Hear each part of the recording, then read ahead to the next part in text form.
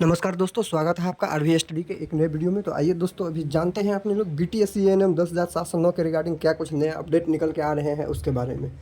ठीक है दोस्तों, तो वीडियो शुरू करने से पहले जितने भी मेरे व्यूअर हैं प्लीज़ चैनल को आप ज़रूर सब्सक्राइब कर लें, क्योंकि इस केस के रिगार्डिंग और इस वैकेंसी के रिगार्डिंग, चाहे स्वास्थ्य विभाग में जो भी वैकेंसियाँ आती है उसके रिगार्डिंग अगर कोई भी अपडेट निकल के आती है तो मैं आपको वीडियो के माध्यम से ज़रूर अपडेट करता हूँ। और BTS ENM 10,709 का जो ऑफिशियल और नॉन ऑफिशियल कोई भी अगर अपडेट निकल के आते हैं तो आपको वीडियो के माध्यम से बताने का काम करता हूँ। तो प्लीज़ चैनल को आप सब्सक्राइब कर ले। तो चलिए अब आगे बढ़ते हैं। तो दोस्तों, जैसे कि मैंने आप लोगों को बताया था कि देखिए सारा चीज़ दिखाया भी था कि 22 तारीख को जो है अब सुप्रीम कोर्ट में सुनवाई होने वाली है। ठीक है, तो इसमें पक्ष और विपक्ष की बात है, किसकी जीत होगी किसकी हार होगी सुप्रीम कोर्ट में। अब देखिए सारा चीज़ डिपेंड इसी चीज़ पे करता है। यहाँ पे जो बहुत सारे लोग यहाँ पे काउंसलिंग के लिए जो बातें कर रही है, देखिए अब काउंसलिंग चाहे देखिए संविदा वाले हो चाहे CBT क्वालिफाइड हो, आप ही थोड़ा सोचिए, थोड़ा शांत दिमाग से सोचिए। आप लोग सोच सकते हैं, समझ सकते हैं। आप ही बताइए, अभी काउंसलिंग होने का जो है, अभी जैसे सुप्रीम कोर्ट में अभी टाइम निकल गया है, सुनवाई का डेट आ गया है, हेयरिंग डेट आ गया है सुप्रीम कोर्ट में, तो अभी आपको 4 या 5 दिन अब बच गया है। 22 तारीख को सुनवाई है, तो इस बीच में आप काउंसलिंग के बारे में भूल जाइए। ठीक है, क्योंकि अब इस बीच में काउंसलिंग के लिए सरकार कभी भी कदम नहीं बढ़ाएगी। मैं आपको बोल रहा था कि काउंसलिंग होगा, लेकिन मैं उस केस में बोल रहा था जब सुप्रीम कोर्ट में जो है हेयरिंग डेट नहीं मिला हुआ था। ठीक है, लेकिन अब तो हेयरिंग डेट आ गया है। अब आप ही बताइए कि कोई भी सरकार ऐसी होगी जो काउंसलिंग करवा देगी। अब बाय दी अगर सुप्रीम कोर्ट का जो है जजमेंट अपोजिट आ गया, मान लीजिए कि जिसको काउंसलिंग करवाएगी, मान लीजिए संविदा वाले 2018 के नियम के आधार पर काउंसलिंग करवाती है और सुप्रीम कोर्ट अगर उसके विपक्ष में फैसला दे देती है, तो सरकार का तो सारा जो जो भी काम किया था वो सब फिर से करना पड़ेगा। तो चाहे अगर CBT क्वालिफाइड वाले को ही सरकार अपना लेती है और वहाँ पे सुप्रीम कोर्ट में जो है फैसला आ जाता है संविदा वालों के पक्ष में, तो भी उसका सारा काम जो है वो बर्बाद गया। तो इसीलिए इस बीच में तो सरकार काउंसलिंग के लिए नहीं जाएगी। ठीक है दोस्तों, ये बात आप दोनों पक्ष जान लीजिए, न CBT क्वालिफाइड और संविदा वाले दोनों पक्ष जान लीजिए। तो अभी देखिए होगा क्या कि देखिए सुप्रीम कोर्ट में 22 तारीख को जो बहस होगी उससे आपको थोड़ा बहुत आइडिया लग जाएगा कि केस किस पक्ष में जा रहा है। क्योंकि यहाँ पे देखिए ऑलरेडी बहुत ही बहस हो चुका है हाई कोर्ट में, पटना हाई कोर्ट में, सिंगल बेंच डबल बेंच दोनों पे जब बहस होने के बाद जो है बहुत दिन वहाँ पे केस चला।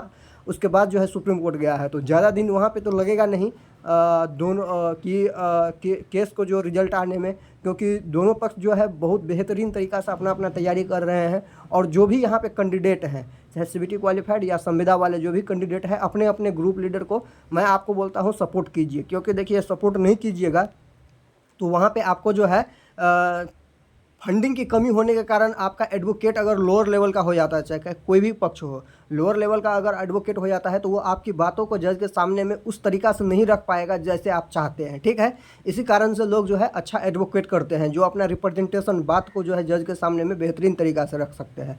मैं ये नहीं बोल रहा हूँ कि कहाँ फंडिंग करना है नहीं करना है। ठीक है, और मैं इसमें आपको बता देता हूँ कि इसमें मैं कोई इंटरेस्ट भी नहीं लेता हूँ। ठीक है, लेकिन आप लोगों के लिए बेहतर के लिए कि आप लोगों का जो इतने दिन से आप लोग झूल रहे हैं, तो ये जल्दी से जल्दी ये पूरी प्रक्रिया समाप्त हो और नया वैकेंसी आए, इसके लिए मैं आप लोगों को बता रहा हूँ कि फंडिंग कीजिए। जैसे कि आप जानते हैं कि जो यहाँ पे संविदा वाले हैं ग्रुप है 2018 के नियम के आधार पर चाहते हैं, उनके ग्रुप लीडर सुधांशु जी हैं।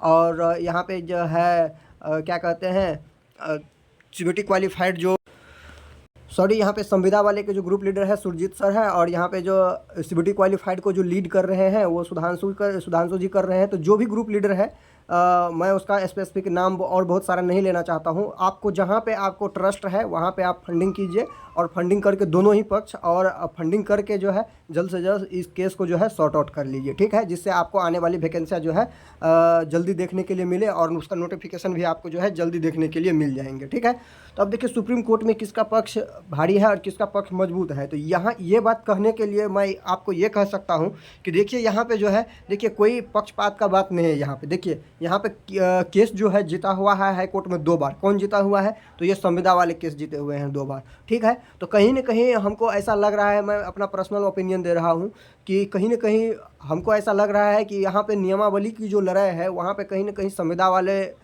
एक हद तक सही होंगे, इसी कारण से 2 बार यहाँ पे केस जीते हैं, ठीक है।